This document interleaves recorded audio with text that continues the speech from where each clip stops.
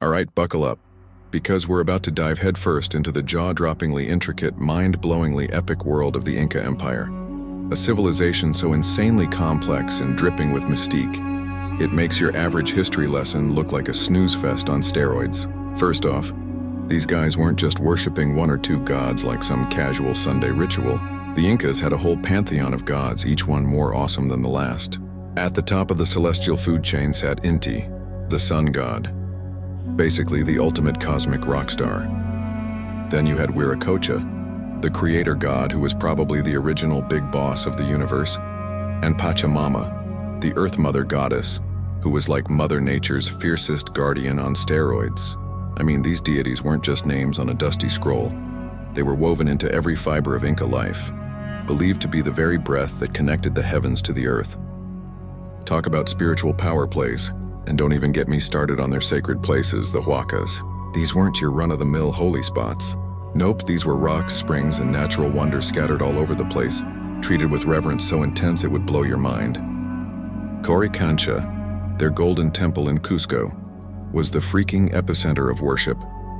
A dazzling beacon of divine energy where priests and people alike came to pay homage and perform rituals that could make your head spin. Speaking of rituals, the Incas threw festivals that were so grandiose and wildly intense, they made Coachella look like a backyard BBQ. The Inti Festival, celebrating the winter solstice, was basically the mother of all parties.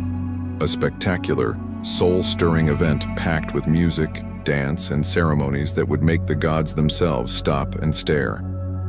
And sacrifices, yeah, they didn't mess around. Llamas were the usual guests of honor, offered up to keep the gods happy and ensure bountiful harvests and good vibes for the empire.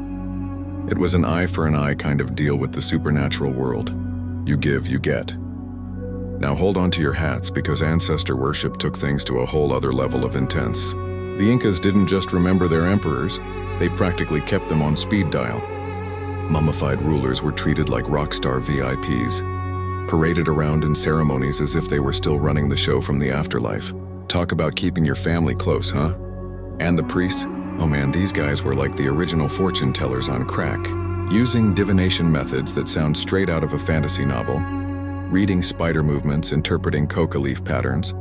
They predicted futures, diagnosed illnesses, and basically kept the spiritual gears of the empire turning like clockwork.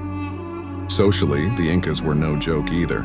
At the top was the Sapa Inca, the emperor himself, who wasn't just a ruler but literally the sun's son. Talk about a pedigree. The society was tightly woven with a brutal but beautiful system of reciprocity.